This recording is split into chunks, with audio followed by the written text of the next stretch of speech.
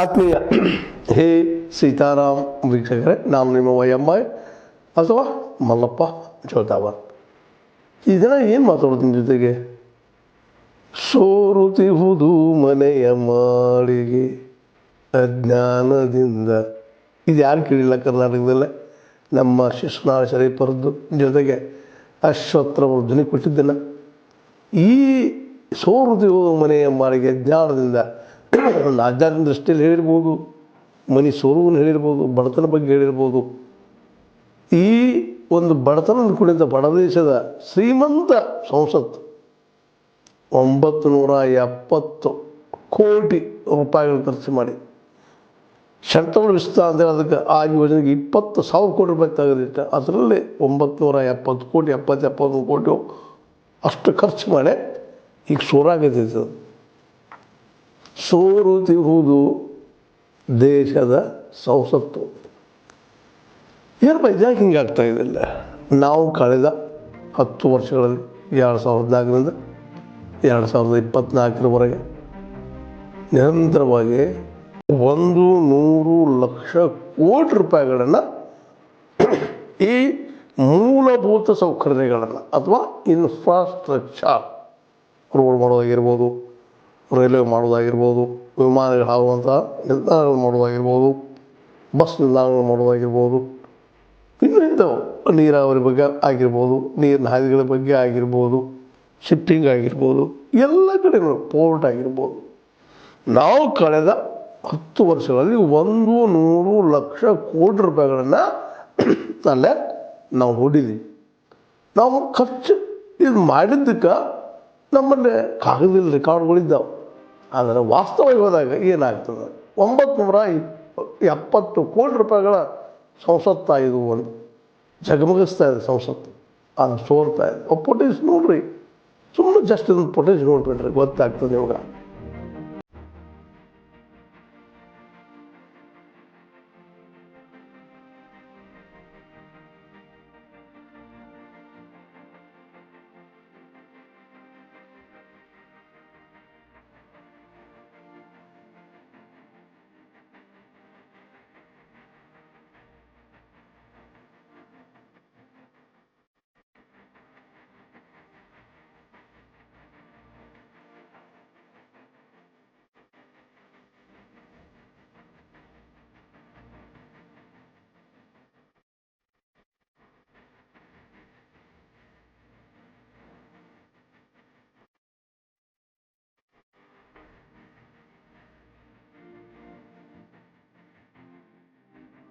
ನೋಡಿದ್ರು ನಮ್ಮ ದೇಶದ ಮೂಗಿದು ಮಹಾಪಂಚಾಯತ್ ರಾಜ್ಯಸಭೆ ಮುಂದೆ ನೀರು ಹರಿತಾ ಇದೆ, ಲೋಕಸಭೆಯಲ್ಲಿ ಸೋರ್ತಾ ಇದೆ ಗುಮ್ಮಟದಿಂದ ತಟಕ ತಟಕ ತಟಕ ತಟಕ ಅಂತೇಳಿ.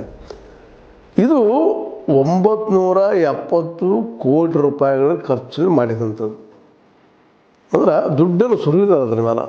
ಇಷ್ಟಾದರೂ ಅದ್ರ ಪರಿಸ್ಥಿತಿ ಹೀಗದ. ಯಾಕೆ ಹಿಂಗಾಯ್ತು? ರೋಡ್ಗಳು ಹೀಗೆ ಇದೇ ರೀತಿ. ನೀವು ಬಿಹಾರದ ಮನೆ ನೋಡಿದ್ರಿ, 15 ಫೂಲ್ಗಳು ನಮ್ಮ ಗಂಗಾ ಇನ್ನೂರ ನದಿಗಳು ಕೆಟ್ಟಿದ್ದವು.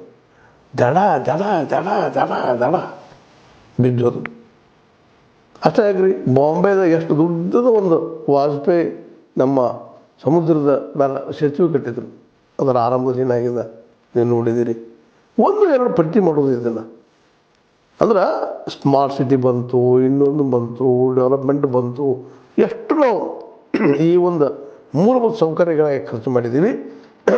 ಆ ಖರ್ಚು ಮಾಡಿದಂಥ ದುಡ್ಡಿನ ಕೆಲಸದ ರಿಸಲ್ಟ್ ಇಲ್ಲಿ ನಮ್ಗೆ ನೆಲದ ಮೇಲೆ ಕಾಣ್ತಾ ಇಲ್ಲ. ಇದರ ರಿಸಲ್ಟ್ ಈ ರೀತಿ ಅದ. ಎಲ್ಲಿ ಕಟ್ಟಿದಾರೋ ನಮ್ಮ ಲೋಕಸಭಾರಿ ಒಂದು 100 ವರ್ಷ ಆಗೋಯ್ತು ಆ ಕಟ್ಟಡಕ್ಕೆ. ಇನ್ನೂ ಅದು ಎಲ್ಲಿ ಒಂದು ಹನಿ ನೀರು ಸೋರುವುದಿಲ್ಲ. ಇನ್ನೂ 1 ವರ್ಷ ಆಗಿಲ್ಲ ಅದು ಕಟ್ಟಿಸಿ. ನಮ್ಮ ಮೋದಿಯವರ ಹಸ್ತದಿಂದ ಶುರುವಾದಂಥದ್ದು. ಇನ್ನೋದವ್ರು ಯಾರಿಗೂ ಆಸ್ಪತ್ರೆ ಕೊಡಲಿಲ್ಲ, ಲೀಡಿಂಗ್ಗಳು ಅವರೇ ಮುಂದಿತ್ತು ಮಾಡಿದ್ದರು. ಯಾಕೆ ಹಿಂಗಾಯಿತು? ಇದಕ್ಕೆ ಕಾರಣ ಸಿಂಪಲ್ಲಾಗಿ ಈ 100 ಲಕ್ಷ ಕೋಟಿಗಳಲ್ಲಿ ಹೆಚ್ಚು 40-50% ಜನ 50% ಹಣ ಈ ನಮ್ಮ ಲಂಚಕೋರು ಹೊಡೆದು ಬಿಟ್ಟಿದ್ದು ಅಂತ. ಪರ್ಫೆಕ್ಟಾಗಿ ಅಲ್ಲಿ ವರ್ಕ್ ಆಗಿಲ್ಲ ಅಂತ. ಇಂಜಿನಿಯರ್ಗಳಾಗಿರ್ಬೋದು, ಕಾರ್ಪೊರೇಟ್ಗಳಾಗಿರ್ಬೋದು, ಇನ್ನುಳಿದವರಾಗಿರ್ಬೋದು. ಕಾರ್ಪೊರೇಟ್ರ್ ಅವ್ರ ಮನೆಯಿಂದ ಹಾಕಿಲ್ಲ ದುಡ್ಡನ್ನು. ಪಬ್ಲಿಕ್ ಮತ್ತು ಪ್ರೈವೇಟ್ ಇಬ್ಬರು ಕೂಡಿ ದುಡ್ಡನ್ನು ಉಪಯೋಗ ಮಾಡಿದ್ದಾರೆ ಇವೆಲ್ಲ ಡೆವಲಪ್ಮೆಂಟ್ ಸಲುವಾಗಿ. ಅಭಿವೃದ್ಧಿ ಅಭಿವೃದ್ಧಿ ಅಭಿವೃದ್ಧಿ ಜಗದಲ್ಲ 5ನೇ ದೊಡ್ಡ ಅಭಿವೃದ್ಧಿ ನಮ್ಮ ಏನಪ್ಪ ಅಂದ್ರೆ ದೇಶ ಅಂತ ಇವತ್ತು ಹೆಮ್ಮೆಯಿಂದ ಹೇಳ್ಕೊತಾ ಇದ್ದೀವಿ. ಯಾರನ್ನು ತೋರಿಸಿ ಅಂದರೆ ಇವತ್ತನ್ನು ತೋರಿಸಿ, ನಮ್ಮ ರೈಲ್ವೆ ನಿಲ್ದಾಣಗಳನ್ನು ತೋರಿಸಿ, ವಿಮಾನ ನಿಲ್ದಾಣಗಳನ್ನು ತೋರಿಸಿ, ಬಂದರುಗಳನ್ನು ತೋರಿಸಿ.